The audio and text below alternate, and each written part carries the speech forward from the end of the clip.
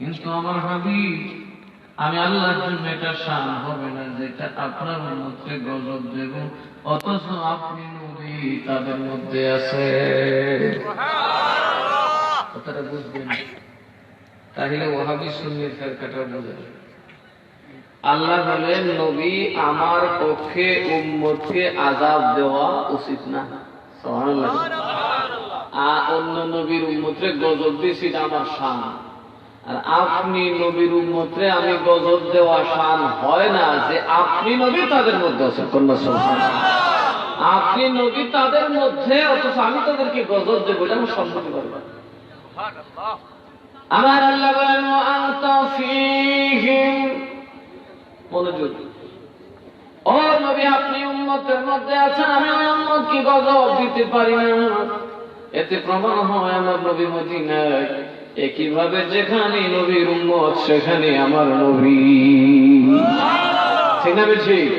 ও আনতা ফীহিম, শুধু মদিনার কথা বলবি যে রাসূল আপনি মদিনায়, এই জন্য আমি পৃথিবীতে গজব দেব না। আল্লাহ কই, যেখানে আপনার প্রেমিক সেখানে আপনি আছেন। আপনি নবী যতক্ষণ উম্মতের মধ্যে থাকবেন, আমি আল্লাহর জন্য তো শান হতে পারে না, আমি ওই বান্দাকে গজব দিব। আল্লাহ বলেন, ও পাগলের দল, আমার নবী কার কাছে থাকে না আরো ক্লিয়ার করে দেই। আন-নাবিয়্যু আওলা বিল মুমিনিনা মিন আনফুসিহিম, আমার নবী ঈমানদারের জানের চাইতে আরো নিকটে। তাহলে নবী কি মদিনায় না, যেখানে উম্মত আছে সেখানে আছে? ক্ষমতা দিয়েছেন কে? জোরে করে কে? আমাদের নবীর একটা শান হলো আল্লাহ তাআলা ওনার দেহ মুবারকে, ওনার জাতে এমন এক বরকত দান করেছে, যেখানে নবীর প্রেমিক সেখানে নবী আছে। এই জন্য এখনো বাংলাদেশ করোনা মুক্ত। সরকারের উচ্চ মহলে যেভাবে দুর্নীতিবাজ যুক্ত, করোনা মুক্ত থাকার কথা ছিল না। শাহেদ সুরের মতো যদি এরকম আরো কত সুর ঘুরে দিচ্ছে কেনা জানে। কথা বলে এক মাস জাল ধরা পড়ছে, কত মাস পানির তুলে ডুবাইতেছে। মানুষের জীবন নিয়ে খেলে এইরকম সুর বাংলাদেশ অভাব নাই। এরপরে আমরা বাচ্চা হয়েছি কার দয়া? সরকারের দয়া না, নবীর দয়া। আমার নবী আমরা খুলে নিচ্ছে। নবী আমরা সাথে যতদিন আছে হলফ করে থাকবেন, দুনিয়ার কোন গজব আসবে না। এখনো বাংলাদেশের নবীর প্রেমিক কথা কেন আছে না? নাই। এই প্রেম জাহির করার বড় পদ্ধতি হলো দরুদ শরীফ। কি পড়া? আরে মহাব্বতে পড়ি, আল্লাহুম্মা সাল্লি আলা, মাশাআল্লাহ, মহাব্বতে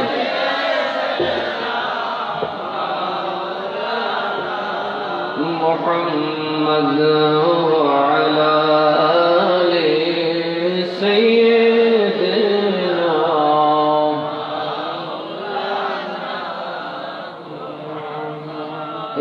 কেন দরুদ করতে বললেন? বাড়ি বসে কি কারণে নবীর দরুদ?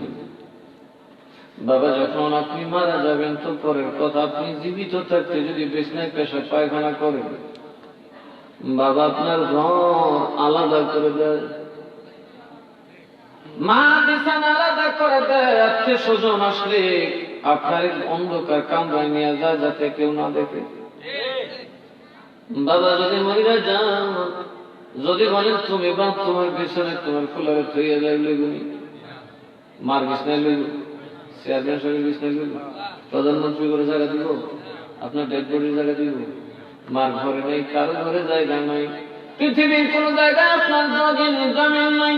সব একটা কথাই বলেছে, এখন পচে যাবে, দুর্গন্ধ বের হবে। যতদিন ডলার আছেন ততদিন তার পায়ে হাতে চুমা ছিল, এখন তিনি মাইয়ের, তার দেহটা দুর্গন্ধ যুক্ত হয়ে যাবে, কেউ দায়িত্ব নিবে না। আল্লাহ আমি ও নিব না। আমার আল্লাহর নবী কি বলেন, পৃথিবীর জমিনে যখন তোমার কারো বিছানায় জায়গা নাই, আমি রাসূল তোমার কবরে আমার মিল্লাতের চাদরটা বিছায়া দিলাম, এবার আমার উম্মতকে ধরে ধরে সময় দাও, বলে দাও বিসমিল্লাহ ওয়া আলা মিল্লাতি রাসূলিল্লাহ।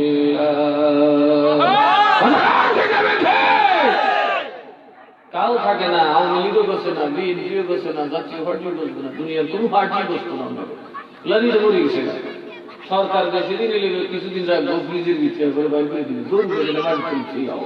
আমার নবী করে ওই মসজিদিন তোর কেউ নাই, দেখ কবরে আমি নবীর মিল্লাতে বিছনা বিছাইছি। কথা বিছনা নবী বিছাইলেন বাবা। কবরে যদি নবী চিনতে পারেন, কবরে যদি নবীকে বুঝতে পারেন, নবীকে দেখে চিনতে পারেন, সাক্ষী দিতে পারেন, আমার নবী কয় তোমার আরামের ঘুম এমন ঘুম হবে, হাজার হাজার বছর পর্যন্ত তুমি ঘুমাবে। ইসরাফিল যখন সিংহে ফুৎকার দিবে, উঠে চোখ কচলাবে আর বলবে আহারে এত আরামের ঘুম কে ভাঙ্গা দিলা। ওই নবী কবরে থাকবেন, ঠিক না বেছে? তো ওই নবীর মাহফিল চলতেছে, ঘরে ঘুমাইলে শীতের ডরাইলে, কবরে গেলে কি শীতে ধরবো নি? ধরতো না। কবরে গেলে শীতাইতো না, বিছনা আসেনি, কম্বল আসেনি, তখন বাঁচবেন তুমি। এই জমিনের শীত যারা বুকে বেঁধে নেয়, আল্লাহ কিয়ামতের দিন তাদেরকে আল্লাহর গজব থেকে হেফাজত করে দেবেন। তাইলে একটু মহব্বতে পড়ে আল্লাহুম্মা সাল্লি আবার জবানটা খুলে আওয়াজ দিয়া মুহাম্মদ ওয়া আলা আলি সাইয়্যিদিনা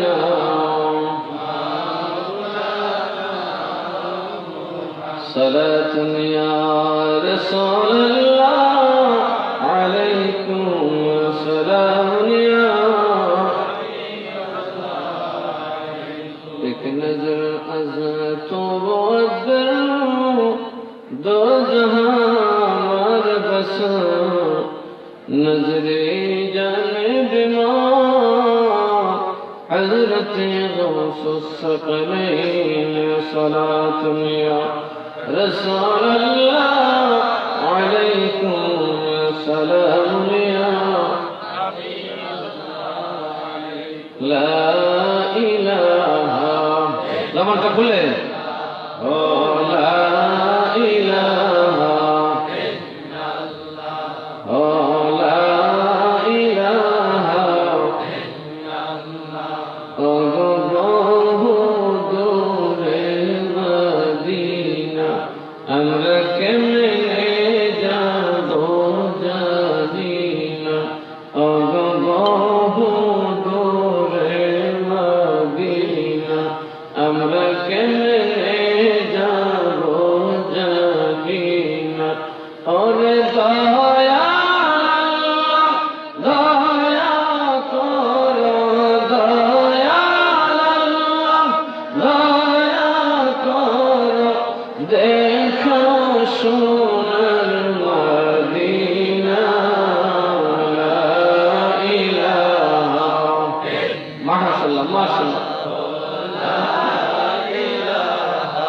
ইল্লাল্লাহ লা ইলাহা ইল্লাল্লাহ লা ইলাহা ইল্লাল্লাহ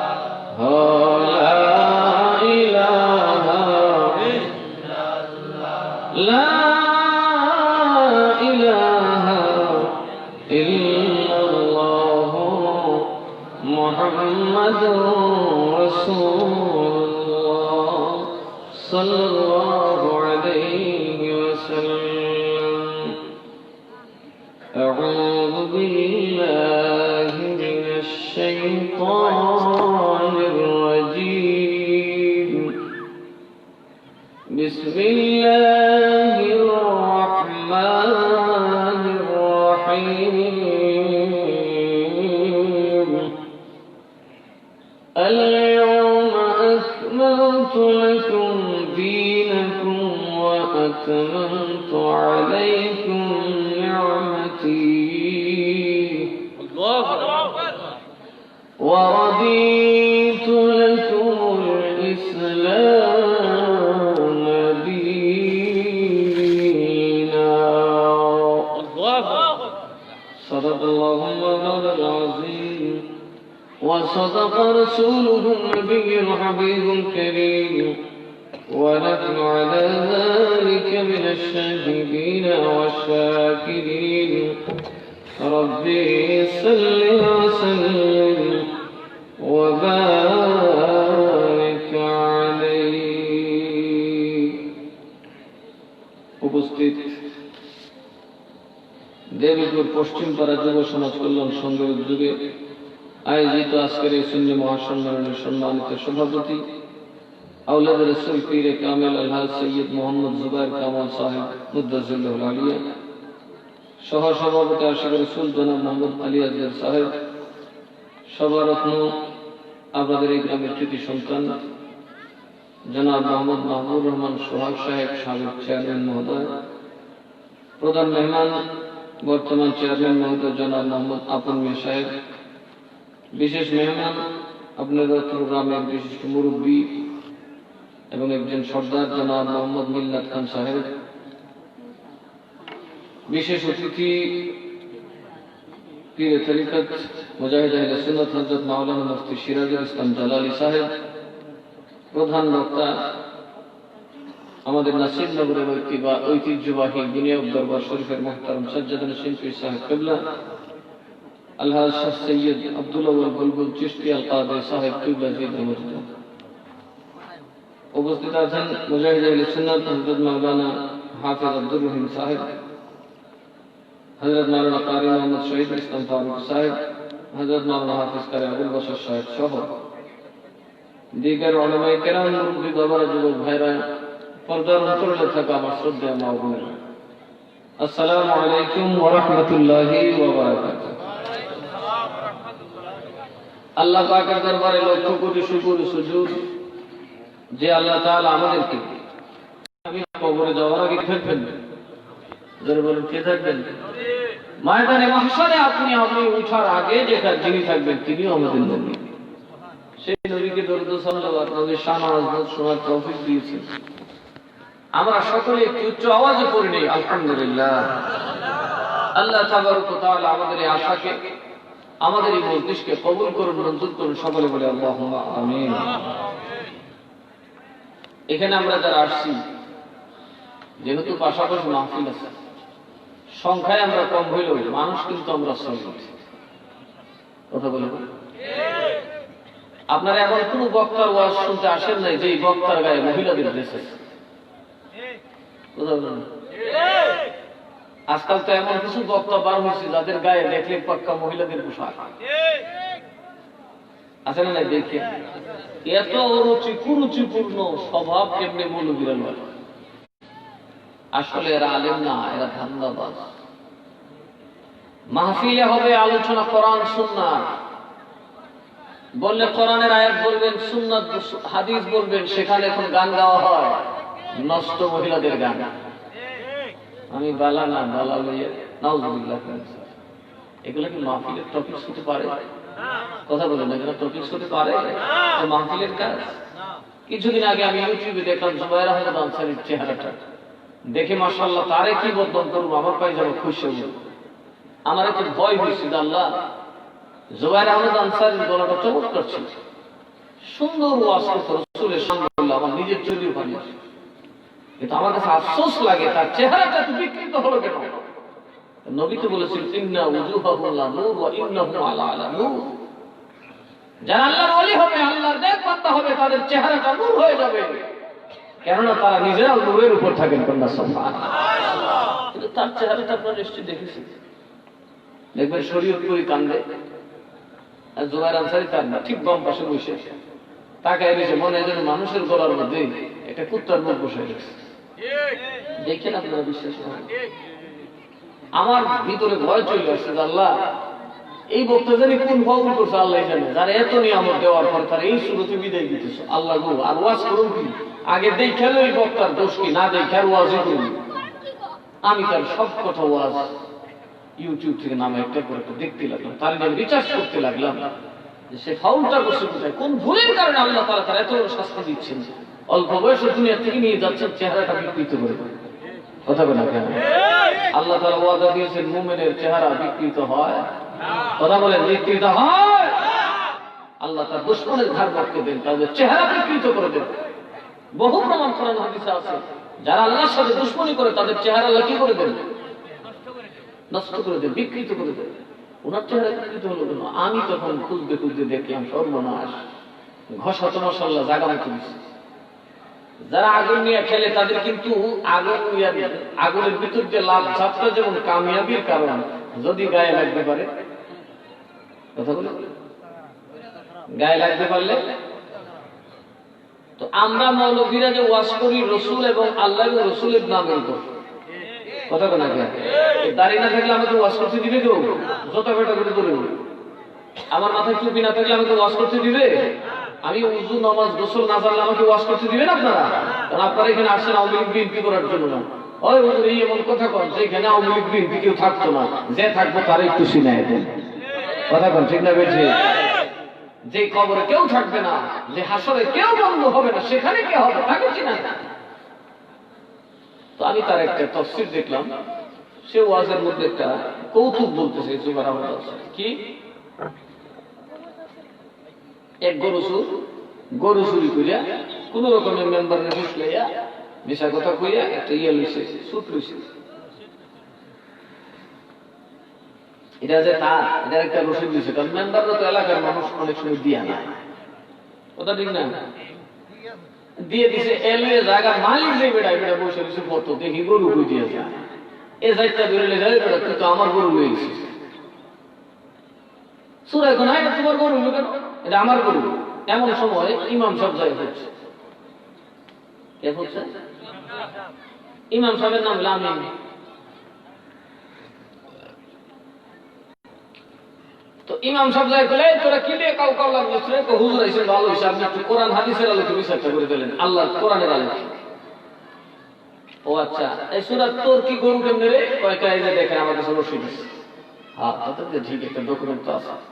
তুই কেমনে কস এটা তোর গরু? কয় আমার গরু আমি চিনি না, আমি পাচ্ছি। কথা কি বল, গরুর মালিক কি গরু চিনি না? কাম কর, কি করা যায়? হুজুর আপনি যখন আইসা বলছেন, আপনি একটা কাজ করেন, কোরআনের আলোকে বিচারটা করে দেন। হুজুর নাকি বিচার করছে তোরা একটা যাইতে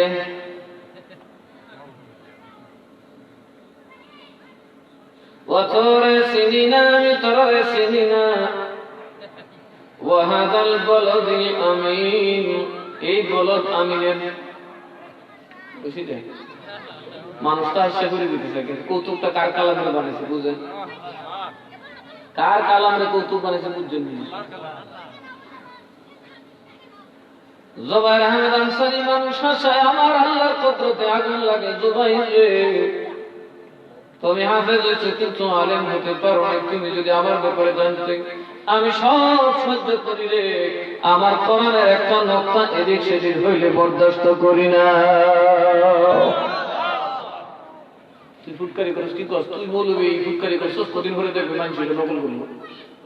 কথা বলা যায়, তখন কোরআনের তাহারিফ হবে, কোরআনকে বিকৃত করা হবে। আমার ছোটবেলার একজন উস্তাদ আছেন, মাদ্রাসাতেই পড়তো, 10-এ পড়তো আর আমি 5-এ। আমার পরামর্শ আপনি বড় এলাকে করাইছেন, আগের ব্যথা বসেছি।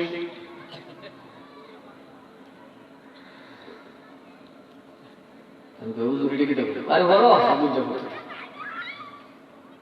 এরপরে এরা একটা সাথে একটা কথা, ইয়া আইয়ুহাল মুসাল্লা তাবুন আনা গরিবুন লাইসাল মুসাল্লি নাউজুবিল্লাহ বিল্লাহ। আমার আব্বা কিন্তু কড়া মানুষ। আমার আব্বা এটা শুনছে, শুনলে আমার আব্বা সবসময় একটা বেত একটা জাইলা বেত বড় লইয়ে গিয়ে একটা বাড়ি মাসু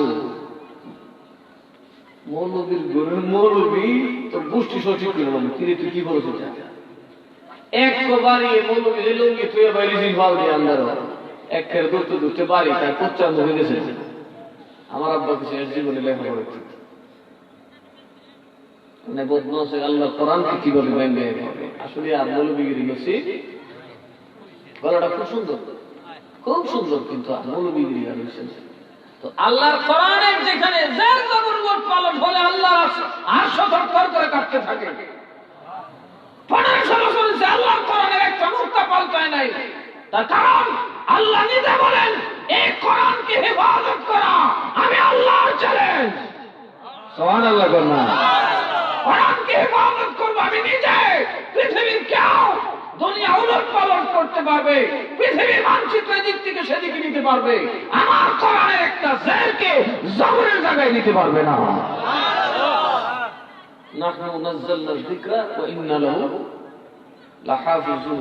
আমি কোরআন নাযিল করছি, কিয়ামত পর্যন্ত কোরআনকে হেফাজত আমি আল্লাহ করব। সুবহানাল্লাহ।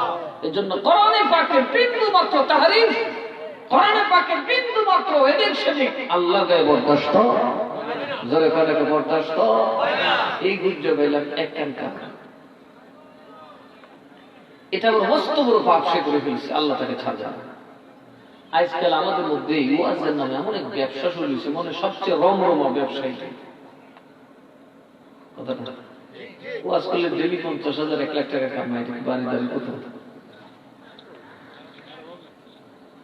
টাকার অভাব নেই, কারণ এরা এক তামসা আমরা আর এক তামসা। বাবা তামসা করে পয়সা আছে, কোরআন হাদিস কইলে পয়সাও নাই আমিও নাই। কথা কথা লাল কাপড় পরা পুরুষের জন্য হালাল না হারাম? তো লাল কাপড় আমাদের দেশে পরে কেটা সানা শুরু কেউ ঠিক আছে না? দেখবার লম্বা টুপি, টুপিও লাল, জামাও লাল, পায়জামাও লাল, এও লাল। উদ্দেশ্য কি? মানুষকে তার চানাচুরের দিকে। এখন কিছু মৌলবী বেরিয়েছে বাবা, গলার রুমাল যে ওটা এটাও লাল, মাথার পাগড়িও লাল, গায়ে যে টুপি যে এটাও লাল, জুব্বা একটা এটাও লাল। যাবো কোথায় ভাই? আমরা আছি কোন জায়গায়? আমরা কি আসার জায়গায় আছি? এখানে পীর মশাইখদের ইজলাস, যেখানে গেলে আমার আল্লাহর তরফ থেকে ফয়েজ পাওয়া যায়। لا يستوي أصحاب النار وأصحاب الجنة أصحاب الجنة هم الفائزون।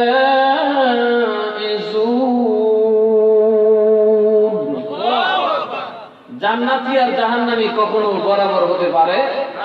যারা বলেন জান্নাতি আর জাহান্নামী কখনো বরাবর হতে পারে? কেননা জান্নাতীরা আল্লাহর তরফ থেকে ফয়েজ প্রাপ্ত। আর আজকে তো সুবহানাল্লাহ, আপনারা কি মন দুর্বল হয়ে গেছে? আপনারা তো এই দেশের মানুষ, এই শীত তো আপনারা ডেলি দেখা যায়। আমার জন্য কষ্ট হইতে আছে, কারণ আমি বাড়ি থেকে উঠছি, এই শীত তো আমার অভ্যাস না। আপনাদের জন্য তো ঘরের পাশে শীত, ঠিক না কথাটা? এই আগে কচুয়াতে বা ব্রাহ্মণবাড়িতে অন্য দেশে থাকলে এত শীত লাগবে না, নাসিমনগর এসে যে শীত করে ওই বাপরে কয়েকজন যদি গেলে এত শীত খেলে গো হুজুর আমরা তো আগে আছেন মেঘনার পর, এটা তো বুঝছেন না। ওই দেখে নোয়াপাড়ার পাহাড় দেখা যায়, পাহাড়ে যে হুয়াইতে আছে।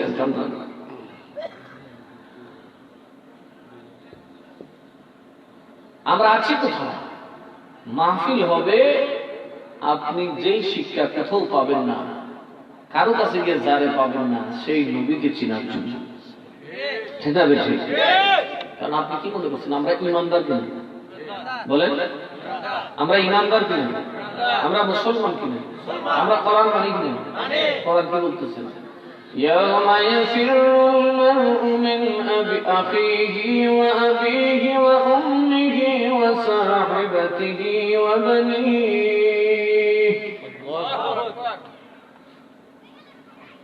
يوم يفر المرء من أخيه وأمه وأبيه وصاحبته وبنيه আমার আল্লাহ বলেন, শোনো ওরে আমার বান্দা, কাল কিয়ামতের দিন যখন চূড়ান্ত সিদ্ধান্তের দিন আসবে, যেই দিনের রায়ের উপর কোনো আপিল চলবে না, যেই দিনের কথার উপর কোনো আপত্তি চলবে না, কিয়ামতের দিন চূড়ান্ত রায়ের দিন, যেই দিন তোমার চূড়ান্ত বিচার শুরু হয়ে যাবে,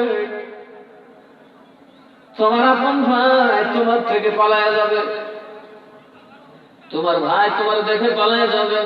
পৃথিবীর জমিনে তোমার গায়ে আঘাত লাগলে যে ভাই নিজের জীবন বাজি রেখে প্রতিশোধ করত, পোষণ করত তার দান, কিন্তু কিয়ামতের ময়দানে এমন একটা অবস্থা হবে, আমি রব্বুল আলামিনের কাহার এত ভয়ঙ্কর হবে, তোমার আপন ভাই তোমার ছেড়ে পালিয়ে যাবে, তোমার মা ছেড়ে পালিয়ে যাবে, তোমার বাবা ছেড়ে পালিয়ে যাবে, তোমার সন্তানাদি বিবি বাচ্চা তোমার ছাইরা পালাইয়া যাইব, সবাই তোমার পালাই যাইব, কেউ তোমার পক্ষে নেই।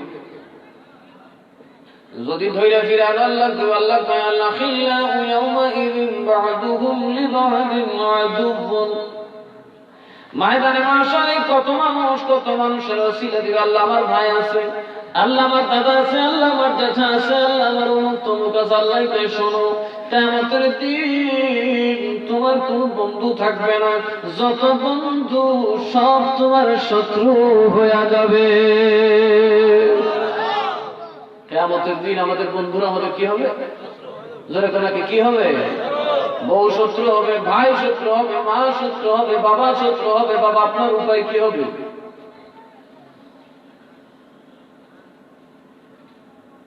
বলেন, আপনার আমার উপায়টা কি হবে?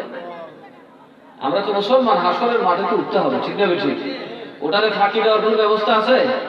আল্লাহ বলতেছেন হাসরের মাঠে যাইবা, তোমার বউ বাচ্চা কোনো কিছুর আশা করি না, কেউ তোমার কোনো কাজে লাগবে না, কেউ তোমার পক্ষে থাকবে না, তোমার দেখে পলাই যাবে। ধৈর্য ফিরে আনলে শত্রুতা আমি শুরু করবো, তোমার বিরুদ্ধে আমার দরবারে নালিশ দেওয়া শুরু করে দিবে।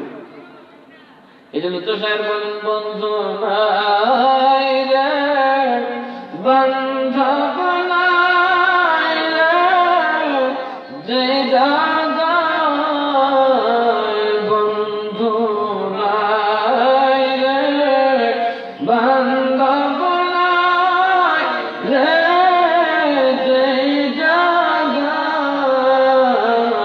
সে জায়গায় বন্ধু নবী মুস্তাফা, সেই জায়গায়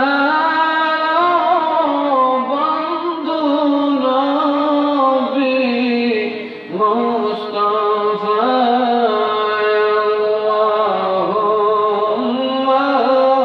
মোহাম্মদে জবানটা খুলে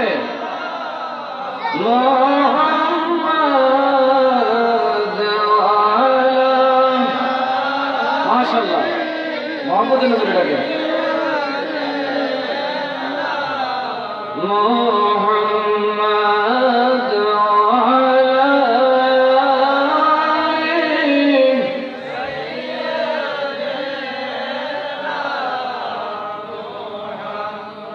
যেখানে কেউ নাই সেখানকার বন্ধু কে হবে? ধরে বলেন কি? আল্লাহ বলেন, ইল্লাল মুত্তাকুন,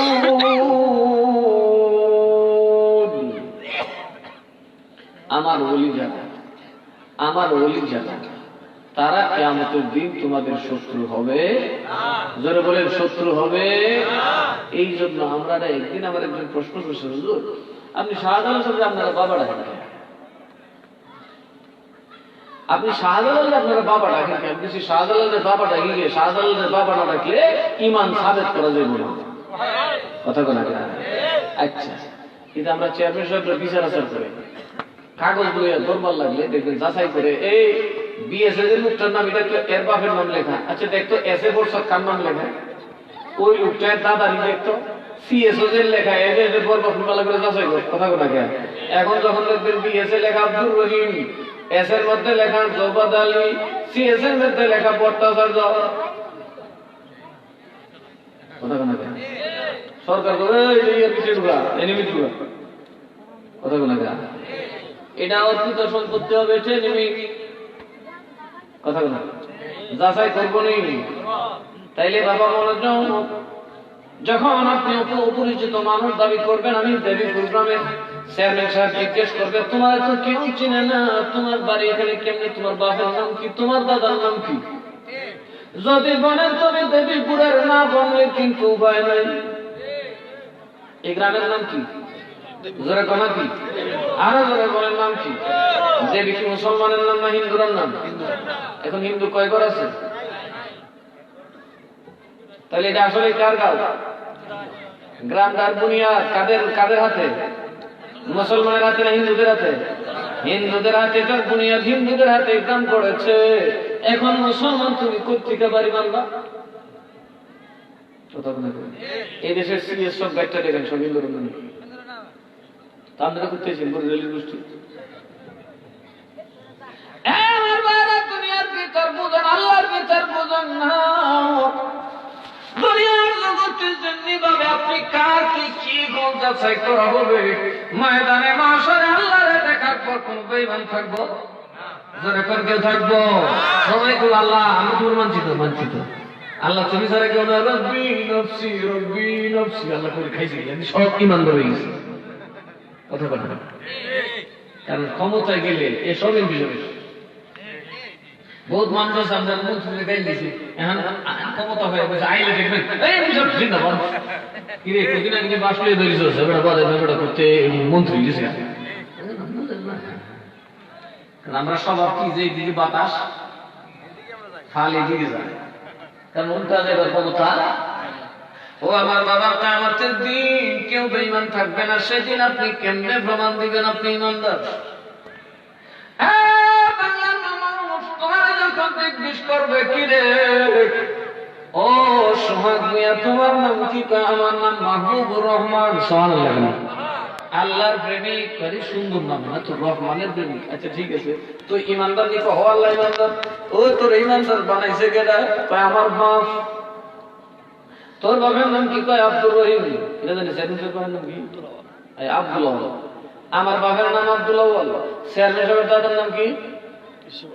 ইউসুফ আলী। ওর বাপের নাম মমতাজ আলী। এর ওর নাম আরফান আলী। এরপরে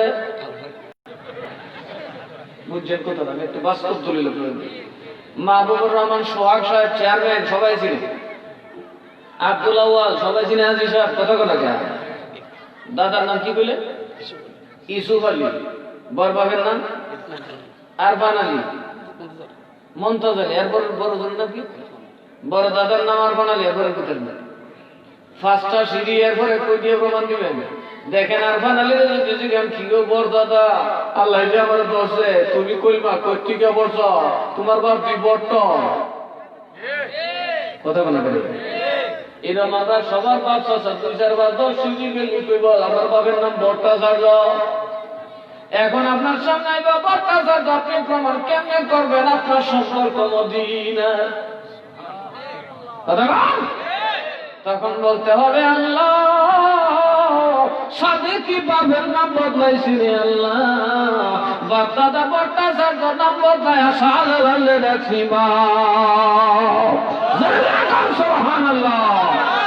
বাবা মানে অভিভাবক, বাবা শব্দের তুলালন পালনকারী, বাবা শব্দের তুলে তত্ত্বাবধায়ক। আল্লাহ আমি তো বাবা শাহজালাল ডাকছি এই বেড়া বেড়া দেখে রাখছে, এই বেড়া জিগাও। আর বাপের ধরে গেলে কাম শুনে হে বেড়া ভট্টাচার্য প্রমাণ করতে আল্লাহ। আল্লাহ বাঁচতে হইলে কার দরকার? যেরকম কার দরকার? কিরে শাহজালাল কারে তুমি চিনো? কল্যাণী চিনি, এর বাপ দাদা আমার মুরিদ।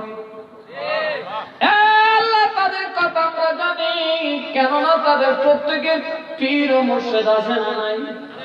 কথা বলেন আছে না নাই?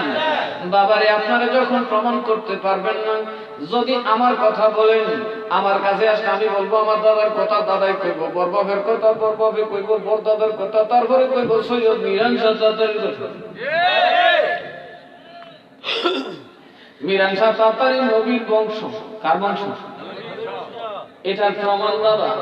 বর্তমান জমানায় আছে বিশ্ববিখ্যাত আল্লাহর ওলি, সারা বাংলাদেশ নবীর উম্মতের মধ্যে একজন বেনজির বেমিসাল প্রেমিকের নাম হলো আহমদ রেজা খান। নাম কি? সৈয়দ ইরফান শরণপুরি রহমাতুল্লাহ আলাইহি, মিরান শাহ হুজুরের নাতি। আলা হযরতের পিছনে গেলেন নামাজ পড়তে, আলা হযরত হাতটা উঠায় অফ করে দিলেন, পিছনে দেখে বলেন, ও ইরফান শাহ, আপনি বুঝি সৈয়দ জাদা?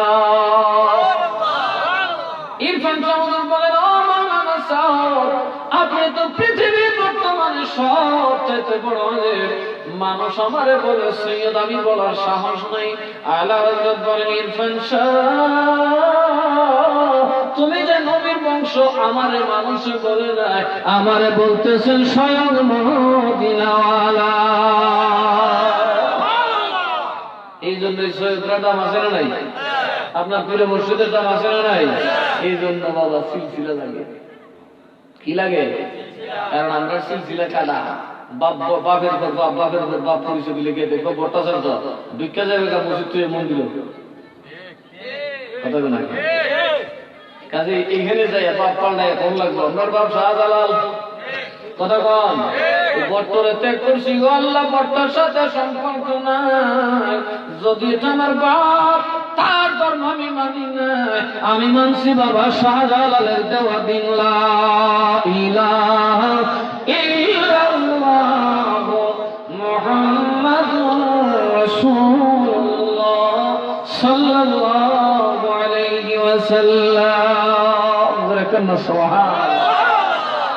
আমার নবী কবে আল্লাহ হেদায়েত যাবে কই আল্লাহকে, হ্যাঁ ঠিক আছে। শাহজালালের সিলসিলা আছে, ও শাহজালাল কই থেকে? ও মাহবুব মদিনা থেকে। বলে যারা শাহজালালের বাপ ডাকছে লাভ না ক্ষতি।